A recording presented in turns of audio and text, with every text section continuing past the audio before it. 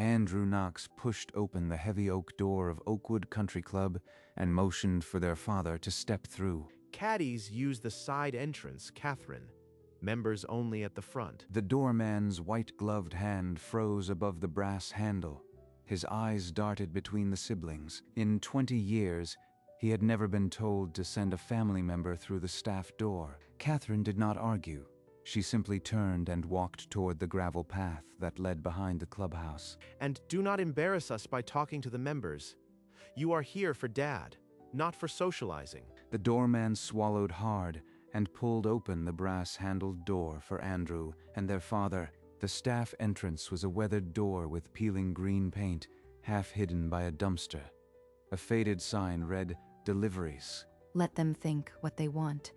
I didn't come here for their approval. As the front door closed behind her family, Catherine turned the rusty knob and stepped inside, her secret still intact. The door opened into a narrow service corridor, thick with steam and the clatter of pans. No one noticed her. A young man at a prep station glanced up from chopping herbs, his knife freezing mid-air. His mouth opened, the word "General" forming before he could stop it. Not today. Please, not here. The young man swallowed, gave a quick nod, and returned to his chopping as if nothing had happened. Catherine walked through the kitchen, past the industrial dishwashers, to the empty women's locker room. Sunlight slanted through frosted windows onto polished wood benches. She exhaled slowly. Just a few more hours. Keep it together. She changed into golf shoes, adjusted her navy polo, and pinned the small embroidered star at her chest. For a moment, she stared at her reflection, the star glinting, then pulled on a light sweater to cover it. She slipped out of the locker room and walked onto the sunlit veranda, where linen-draped tables overlooked the first fairway. Catherine, there you are. Happy birthday to me, seeing both my children. He wrapped her in a hug, and for a moment, she closed her eyes, letting herself feel his warmth. Easy, Dad. She's only here because I let her tag along, not exactly a member. How's the paper pushing going? Still living off that generous government paycheck? Richard's smile faltered, but he said nothing, lowering himself back into his chair. Just breathe. He's not worth it. We don't want any awkward questions from real members. Just sit quietly and let us enjoy the day. Catherine pulled out a chair at the end of the table, away from the center, and folded her hands. Andrew took the seat beside their father, blocking her from view, as if she were invisible. An attendant announced the first tea times, and Andrew rose, gesturing for Catherine to follow him to the staging area. Take this. You want to be on the course. You work like a caddy. He tossed a green bib with the club logo at her chest. She caught it, but didn't put it on. I am not carrying your bag, Andrew. Then you can watch from the clubhouse. This isn't a public park. A white-haired starter approached, clipboard in hand, his brows furrowed. Sir, the players need to register and collect their own carts. I am handling it. She's with me, and she'll do as I say. The starter looked at Catherine, confusion etching his features, but he stepped back, not daring to challenge a member. Just a little longer. Don't let him break you. Catherine dropped the bib onto a nearby cart and walked toward the first tee, leaving Andrew fuming. The tournament began under a bright morning sky. Andrew teed up his ball with theatrical flair. Time to show how it's done. He swung smoothly, sending a drive down the right side of the fairway. A polite ripple of applause followed. See that, Catherine? That's what a real golfer looks like. Maybe you can pick up some tips. Swallow it. Don't give him the reaction he wants. Andrew then turned to the cluster of members and raised his voice. My sister here is still learning. She's more comfortable with a government paycheck than a driver. But we let her tag along. Family duty, right? A few members chuckled nervously. Catherine stood motionless near the tee marker, her own clubs untouched. In the distance, on the practice putting green, the head pro was adjusting Senator Vance's grip.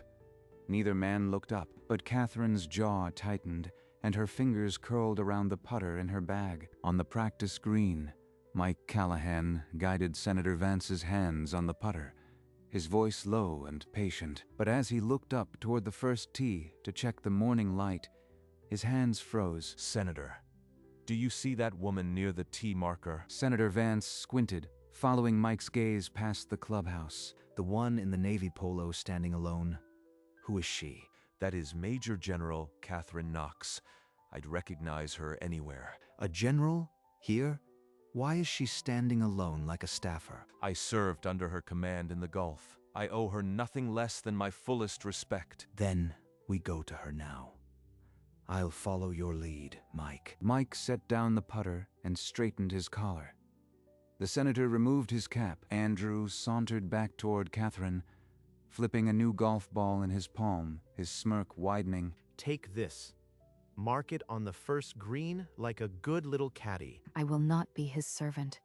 I've endured enough. I said mark it. Or are you too good for that too, Miss Government Check? No. Andrew's face reddened. You ungrateful.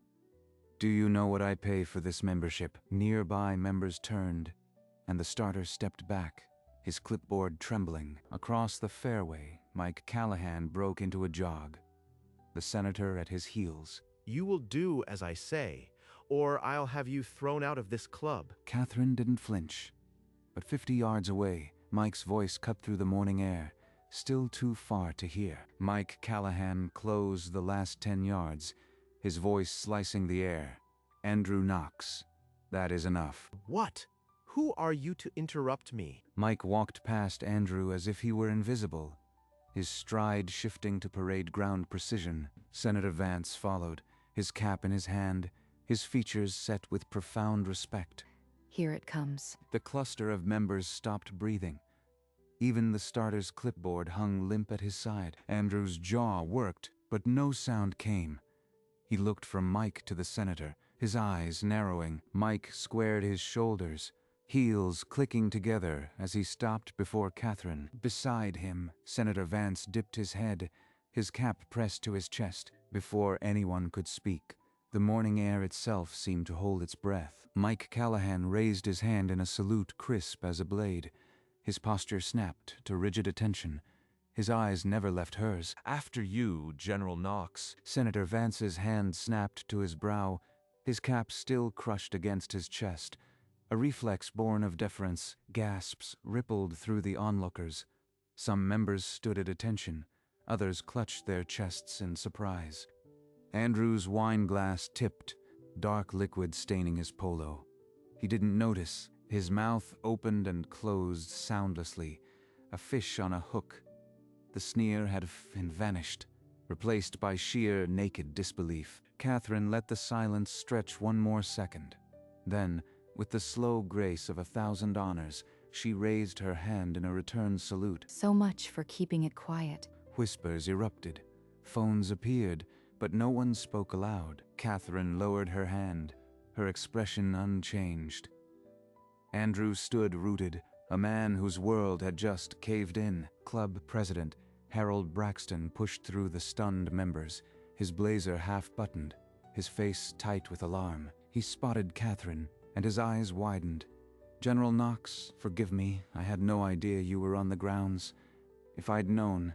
But Catherine lifted her chin a fraction, her finger tapping once against her lips.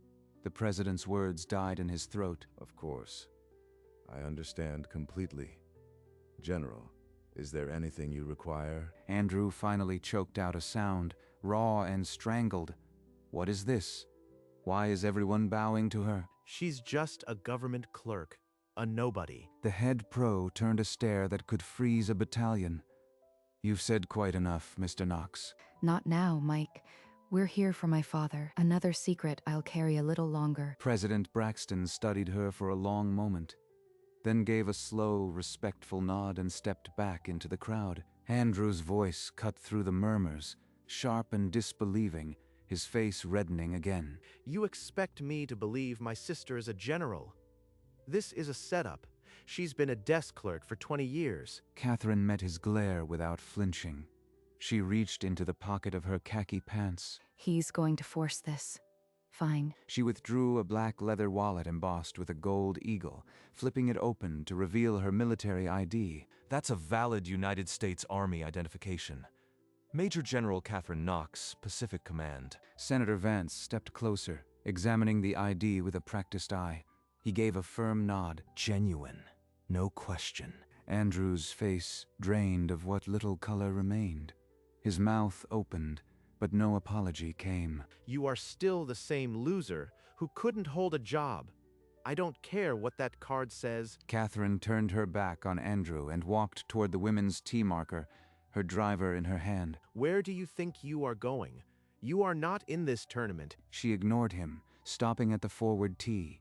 From her bag, she pulled a fresh ball, kneeling to place it. Permission to hit, Mike. The tee is yours, General. Show them how it's done. Catherine settled into her stance, club face square, eyes locked on the distant fairway marker. Her backswing was a coil of power, then a crisp strike that echoed across the course. The ball launched, straight and true, a white streak down the center-cut fairway, carrying 240 yards. The crowd burst into applause. Catherine lowered her driver, a faint, knowing smile touching her lips. Andrew stood frozen, his insults dying in his throat. No one looked at him. Andrew's hand darted into his golf bag, emerging with a silver flask. He unscrewed it with a shaking hand and took a long swallow. A real career? Please. The armed forces are a safety net for failures who can't succeed in business. Senator Vance's expression soured. He turned his head away, his jaw tight. You parade around in a costume. People salute. And suddenly you think you are better than me? Mike Callahan's hands curled into fists at his sides. His marine pin glinted in the sun. All those medals are just participation trophies for people who love war. Catherine kept walking, her back straight, as if she hadn't heard. The crowd drifted away from Andrew, from a cart path near the rough. President Braxton paused, his face darkening as he overheard the tirade. You idiots worship her, but she's just my little sister who couldn't get a real job. The senator removed his cap and shook his head. The head pro stepped protectively closer to Catherine. Andrew stumbled onto the 9th green, waving his flask, his voice a slurred mockery of the officer behind him. Catherine stopped mid-step and turned, her back to the pin, her stare fixing him in place with a weight he didn't recognize. That's enough, Andrew.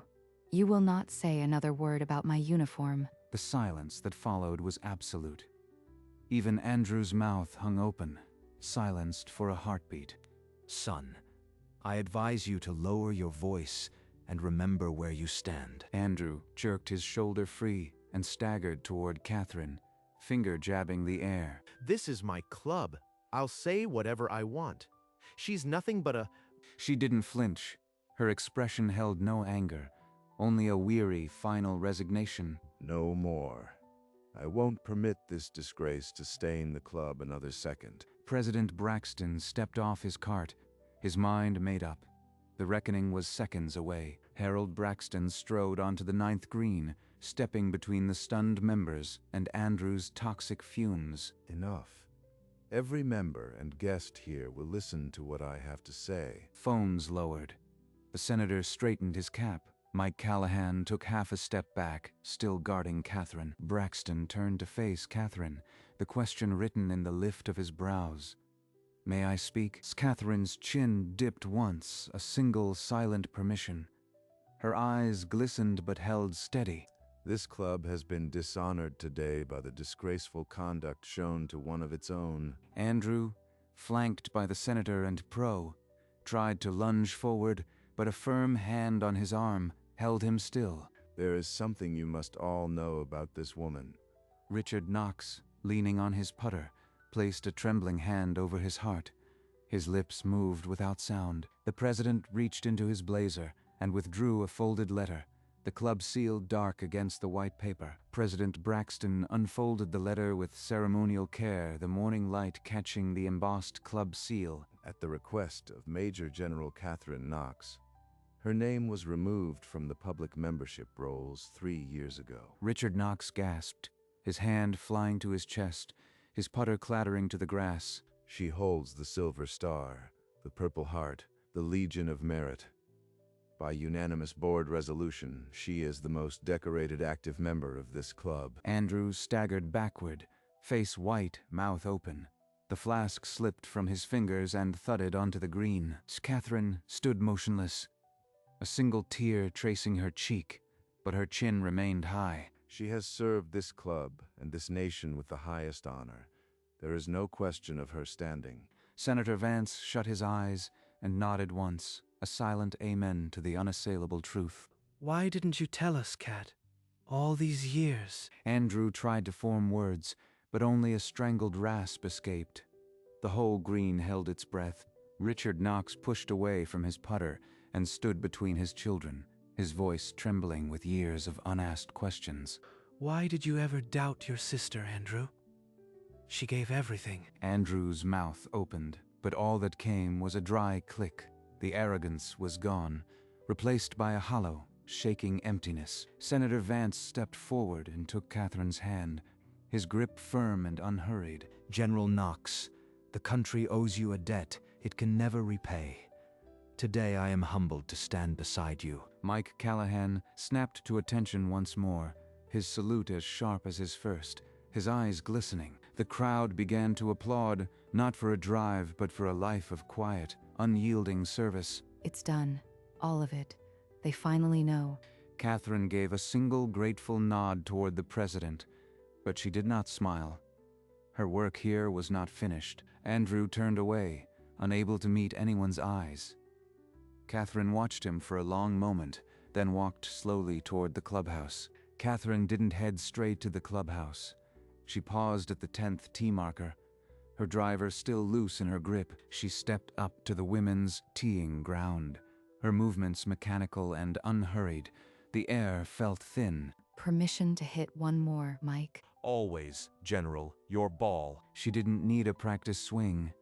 She set the club, drew back, and released a shot that sang off the face. The ball soared, splitting the center of the fairway, a perfect twin of her first drive. Without waiting for the ball to land, she turned and began walking directly toward the clubhouse, her bag over her shoulder. General Knox, the round.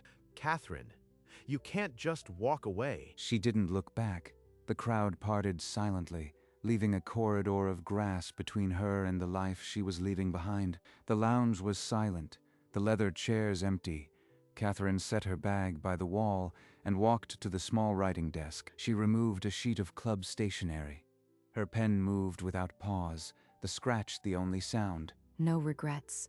Just a final order. She folded the letter into neat thirds, sealed the envelope, and pressed the club crest sticker flat. President Braxton appeared in the doorway, his face drawn with the weight of the morning. General, please. The board will do anything to make this right.